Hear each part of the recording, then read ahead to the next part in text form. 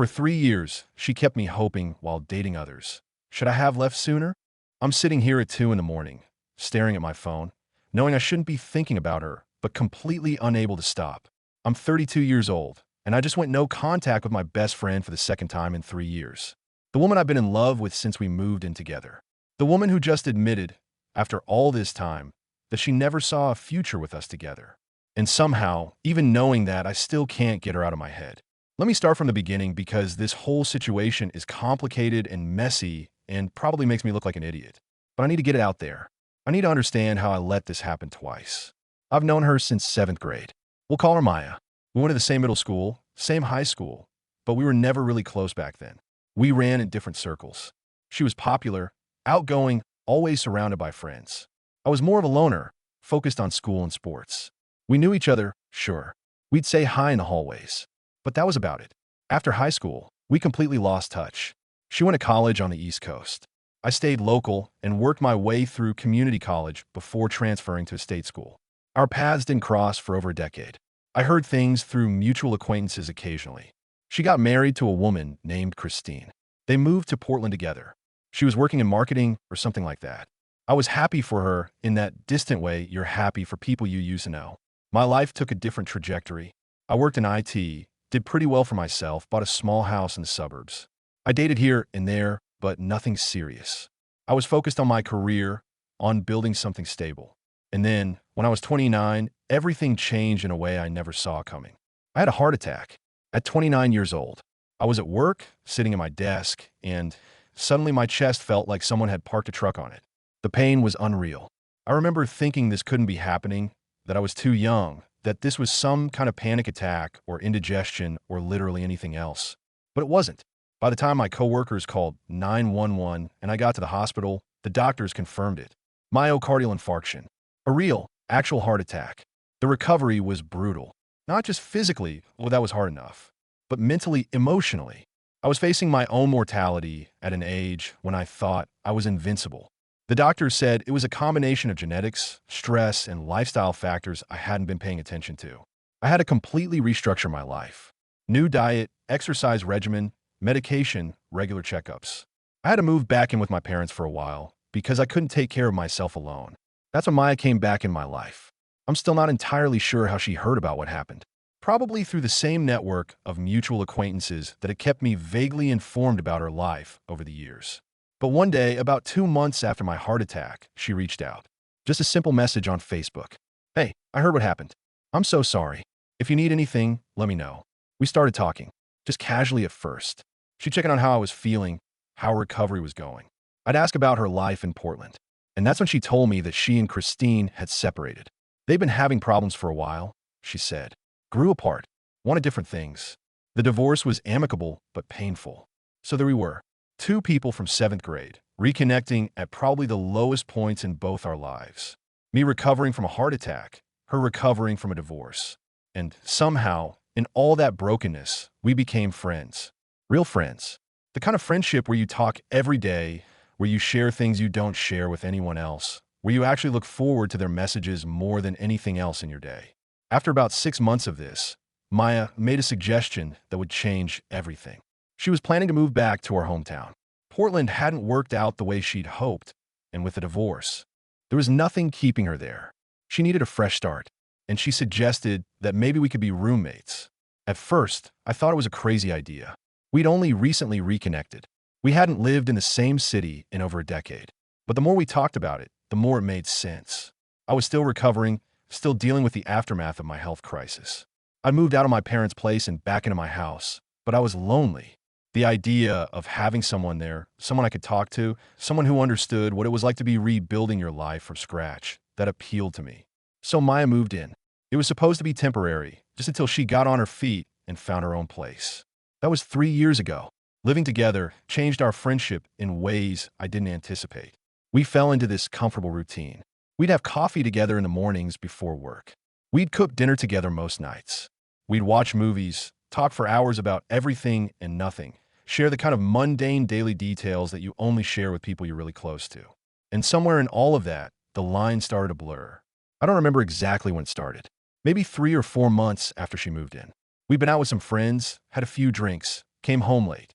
We were sitting on the couch, talking and laughing about something stupid, and then suddenly we were kissing. It felt natural. It felt right. It felt like something that had been building between us, even though neither of us had acknowledged it. We slept together that night, and then we didn't talk about it.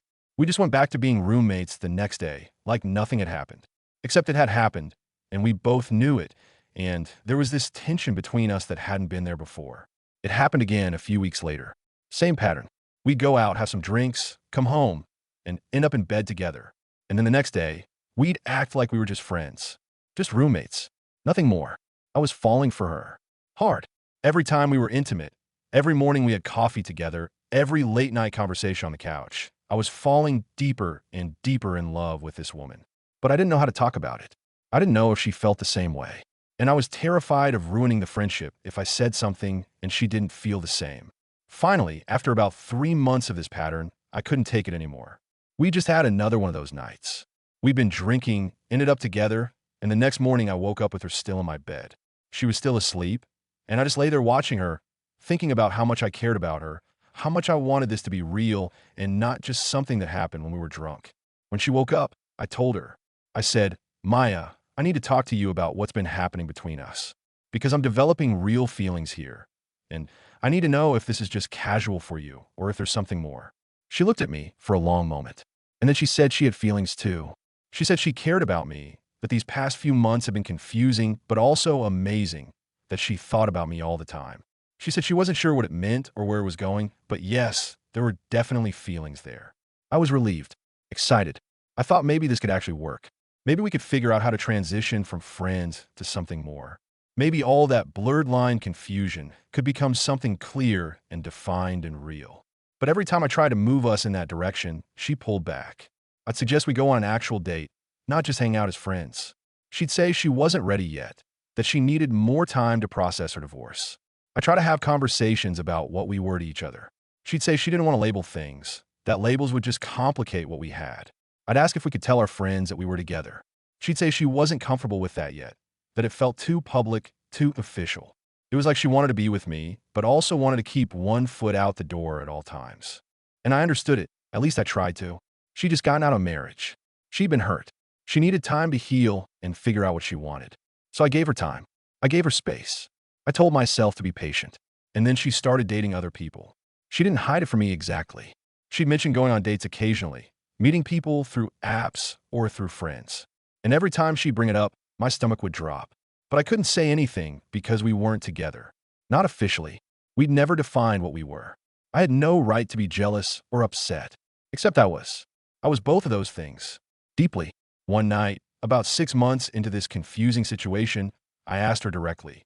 I said, "Maya, are you dating other people because you don't see a future with us, or are you just trying to figure things out?" She said she was figuring things out. She said she cared about me, but she wasn't sure if she was ready for another serious relationship so soon after her divorce. She said she needed to explore what else was out there to make sure she wasn't just jumping from one relationship into another without really knowing what she wanted. It hurt, but it made sense. So I tried to be supportive. I tried to be her friend first, even though it killed me every time she came home from a date and told me about it. And then she met someone who wasn't just a casual date, someone she really fell for. Her name was Rachel. They met through mutual friends at some event. Maya came home that night talking about her, about how they'd connected, how easy it had been to talk to her, how she'd felt something she hadn't felt in a long time. And I just sat there listening, feeling my heart break a little more with every word. They started seeing each other regularly. Maya would stay at Rachel's place some nights. She'd come home glowing, happy in a way I hadn't seen her in months. And I was genuinely happy for her. I wanted her to be happy. But I was also devastated because it was so clear that what she had with Rachel was different from what she had with me. More serious, more real. After about 2 months of watching this unfold, Maya told me she was in love with Rachel. She said it was unexpected but undeniable. She said Rachel made her feel safe and excited at the same time, that being with her felt right in a way nothing else had since her divorce. I congratulated her. I told her I was happy for her. And I meant it, even though it crushed me. Because at the end of the day, I cared about Maya more than I cared about my own hurt feelings.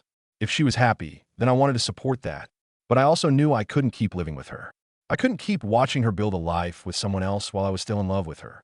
It wasn't healthy for me, and honestly, it wasn't fair to Rachel either. So I moved out. I told Maya it was time, that I was healthy enough to be on my own now, that I found a great apartment closer to work. She seemed sad, but understanding. We promised we'd stay friends, that just because I was moving out didn't mean we wouldn't see each other. But after I moved, I barely heard from her. The daily texts stopped. The phone calls became rare. She was busy with Rachel, building that new relationship, and I understood. But it hurt. It hurt to go from being someone's closest friend and confidant to barely getting a text once a week. I didn't handle it well. I was hurt and angry and feeling like I'd wasted months of my life waiting for something that was never going to happen. So I blocked her. On social media, on my phone, everywhere. I just cut her out completely. It wasn't mature. It wasn't the right way to handle things. But I didn't know what else to do. I needed to move on, and I couldn't do that while still being connected to her. About a year went by. A whole year where I didn't talk to Maya at all. I dated a little bit during that time. Nothing serious. I focused on work, on my health, on rebuilding my social life with friends who didn't remind me of her. I thought I was moving on. I thought I was getting over her. And then she reached out. It was a message on LinkedIn, of all places. Since I blocked her everywhere else. She said she'd been thinking about me, that she missed our friendship, that things with Rachel had ended, and she realized how much she valued what we'd had together. She asked if we could talk, maybe grab coffee, and reconnect. I should have said no. I should have recognized this pattern for what it was. But I missed her too. Despite everything, despite the hurt and the confusion and the year of silence, I missed her. So I agreed to meet up. We met at a coffee shop downtown on a Saturday afternoon. It was awkward at first. Neither of us really knew how to start the conversation. But eventually, we fell back into our old rhythm. We talked for 3 hours, catching up on everything that had happened over the past year. She told me about the breakup with Rachel, how they'd realized they wanted different things long term. I told her about my job, about some trips I'd taken, about the therapy I'd started to work through, some of my issues around attachment and relationships. By the end of that coffee, it felt like no time had passed at all. We were friends again, just like that. And part of me was relieved because I'd missed having her in my life. But another part of me was terrified because I could feel those old feelings starting to resurface. We started hanging out regularly again, not living together this time, but seeing each other a few times a week, going to movies, getting dinner, just spending time together like we used to. And of course, inevitably, the lines started to blur again. It happened the same way it had before. We went out, had some drinks, ended up back at my place, and suddenly we were in bed together. And just like before, we didn't really talk about it the next day. We just went back to being friends who occasionally slept together when alcohol was involved. But this time, I was determined not to make the same mistakes. I'd learned from the past. I'd been to therapy. I knew I needed to communicate clearly about what I wanted and needed. So after the third time it happened, I sat her down and had a conversation. I said, Maya, I need to know what this is. Because I have feelings for you. Real feelings. And if you don't feel the same way, if this is just casual for you, then I need to know that so I can protect myself. She looked at me with these sad eyes and said, I have feelings for you too, Jack. I do. I just don't know what they mean or what I want to do about them. I am confused. Okay, I said. I understand being confused, but I need you to do something for me. If you ever figure out that you don't want this, that you don't see a future with us together, I need you to tell me. Don't string me along. Don't let me keep hoping for something that's never going to happen. Just be honest with me. And she promised. She said, I will never tell you no. I will never tell you that I don't see a future with us. I love you. I just don't know right now what that means or where this is going. I held on to those words like a lifeline. I will never tell you no. It wasn't a yes, but it wasn't a no either. It meant there was still hope. It meant maybe, with time, she'd figure out what she wanted and it would be me. So I waited. For another year and a half, I waited. We continued our pattern of being friends who were occasionally intimate.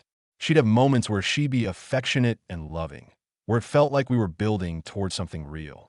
And then she'd pull back, create distance, remind me that she wasn't sure what she wanted. I asked her multiple times over those months, am I delusional for thinking we could be together? Am I reading this situation wrong? And every single time, she'd say no. She'd say she had feelings for me, that she could see a future with us, that she just needed more time to figure things out. I was so in love with her that I believed it. I believed that eventually, she'd wake up and realize what we had was worth committing to. I believed that patience would pay off, that if I just waited long enough and was supportive enough and didn't push too hard, she'd come around. And then, about 2 months ago, her ex-girlfriend Rachel came back into the picture. Maya mentioned it casually one night. Rachel had reached out, wanting to reconnect as friends. They'd met for coffee. It had been nice, she said. Nostalgic. They talked about old times, about what had gone wrong between them, about how they'd both grown since the breakup. I felt uneasy about it, but I didn't say anything. I didn't want to be the jealous friend who couldn't handle his best friend reconnecting with an ex. So I just listened and tried to be supportive. But over the next few weeks, Maya started talking about Rachel more and more. They were hanging out regularly, going to museums, taking walks, having long phone conversations late at night. And I could see it happening all over again. Maya was falling back in love with her ex, right in front of me. The worst part was having to listen to it. Having to sit there while the woman I loved talked excitedly about reconnecting with someone else. Having to watch her face light up when Rachel's name came up. Having to pretend I was happy for her when inside I was dying. Finally, I couldn't take it anymore. We were at my apartment one night, watching a movie, and she mentioned that Rachel had asked her to go away for a weekend together. To some cabin upstate. Just the two of them. And she was clearly excited about it, already planning what they'd do, talking about how it would be good for them to have uninterrupted time together. I paused the movie and turned to look at her. Maya, I need to ask you something, and I need you to be completely honest with me. She looked worried. Okay, am I delusional for thinking that you and I could ever be together? Have I been reading this whole situation wrong for the past 3 years? She was quiet for a long moment. Too long. And in that silence, I already knew the answer. No, she said finally. Her voice was quiet. You're not delusional. But Jack, I can't give you what you want. I'm sorry. I tried. I really did try to figure out my feelings, but the truth is, I'm in love with Rachel. I always have been. And I think I was using our friendship, or whatever this is, to avoid dealing with that. The words hit me like a physical blow. After 3 years. After she'd promised she'd never tell me no. After all the time she'd said she could see a future with us, that she just needed time, that she had feelings for me too. You said you'd never tell me that, I said. My voice sounded strange to my own ears. Hello. I know. I'm sorry. I shouldn't have said that. It wasn't fair to you. None of this has been fair to you. I stood up. I needed to move, needed to do something other than sit there looking at her. You need to leave. Jack, please, just go. I can't do this right now. She left, and I sat there in my apartment, staring at nothing, trying to process what had just happened. 3 years. 3 years of hoping and waiting and believing that someday she'd choose me. 3 years of being strung along while she figured out her feelings. 3 years that I could have spent moving on, finding someone who actually wanted to be with me, building a real relationship instead of whatever the hell this had been. That was 2 weeks ago. I haven't talked to her since. I blocked her again on everything, went full no contact. And I know it's the right thing to do. I know I need to protect myself, need to move on, need to stop letting her have this kind of power over my emotional well-being. But knowing something intellectually and feeling it emotionally are two very different things. I can't stop thinking about her. I lie awake at night, replaying conversations, analyzing every moment we shared, trying to figure out where I went wrong. Did I push too hard? Not hard enough. Should I have given her an ultimatum earlier? Should I have walked away the first time instead of coming back for round 2? I'm angry at her for stringing me along, at myself for letting it happen. I'm sad about losing my best friend, even though I know she wasn't really being a good friend to me. I'm embarrassed that I let this go on for so long, that I didn't have enough self-respect to walk away when it became clear she wasn't going to commit. But mostly, I'm just heartbroken because I loved her. I really, genuinely loved her. And I thought, despite all the confusion and mixed signals, that she loved me too. I thought eventually we'd figure it out. I thought I just needed to be patient enough, understanding enough, supportive enough. I was wrong. My therapist says I need to work on my boundaries, on recognizing when someone's actions don't match their words, on valuing myself enough to walk away from situations that aren't serving me. She's right, of course. I know she's right, but knowing it doesn't make it hurt any less. I'm trying to move forward. I've been throwing myself into work, hitting the gym regularly, reconnecting with friends I neglected while I was wrapped up in Maya. I deleted all our photos together, unfollowed all our mutual friends who might post about her. I'm doing everything the breakup guides tell you to do after ending a relationship. Except it wasn't really a relationship, was it? That's what makes this so hard. I can't even really call it a breakup because we were never officially together. I'm mourning something that never actually existed outside of my own hopes and imagination. The worst part is the regret. Not regret about loving her. I don't regret that. But regret about the time I wasted. 3 years. If I'd walked away after the first year, after it became clear she wasn't going to commit, I'd be so much further along in my healing by now. I might have met someone else, someone who actually wanted to be with me without all the confusion and ambiguity. Instead, I chose to stay. I chose to believe her when she said she'd never tell me no, that she just needed time. I chose hope over self-preservation, and that's on me. I don't know how to get her out of my head. Everyone says time heals all wounds, that eventually I'll stop thinking about her, that someday this will just be a painful memory instead of a current source of agony. I hope they're right. But right now, 2 weeks into no contact, it feels like I'm never going to stop missing her. I see things that remind me of her everywhere. A song we used to listen to together. A restaurant we go to. Random inside jokes that pop into my head with no one to share them with. It's like my brain hasn't caught up with reality yet, hasn't accepted that she's not part of my life anymore. My friends have been supportive, but I can tell some of them are frustrated with me. They saw this coming from a mile away. They try to warn me that Maya was using me as an emotional backup while she figured out her real feelings. I didn't listen. I thought I knew better. I thought her situation was different, special, worth fighting for. I was wrong about that too. So here I am, 32 years old, nursing a broken heart over a relationship that never actually existed, trying to figure out how to move forward. Try to learn the lessons from this experience without becoming cynical or closed off to future relationships. Trying to believe that someday I'll find someone who wants me the way I wanted Maya, without hesitation, without confusion, without keeping one foot out the door at all times. I hope I'm not too damaged from this experience. I hope I can still trust people, still believe in love, still open myself up to someone new despite how badly this ended. But right now, in the middle of the pain, it's hard to imagine ever feeling that way again. For now, I'm just taking it one day at a time. Some days are better than others. Some days I barely think about her. Other days, like today, I can't think about anything else. But I'm trying. I'm going to therapy. I'm staying no contact. I'm working on myself and my boundaries and all the things I should have been working on 3 years ago. And maybe, eventually, I'll get to a place where thinking about Maya doesn't hurt anymore. Where I can look back on our friendship and whatever it was we had without feeling this crushing sense of loss and regret. Where I can appreciate the good parts without being destroyed by how it ended. I'm not there yet. Not even close. But I'm trying to believe I'll get there someday. That's all I can do. Catch you again soon.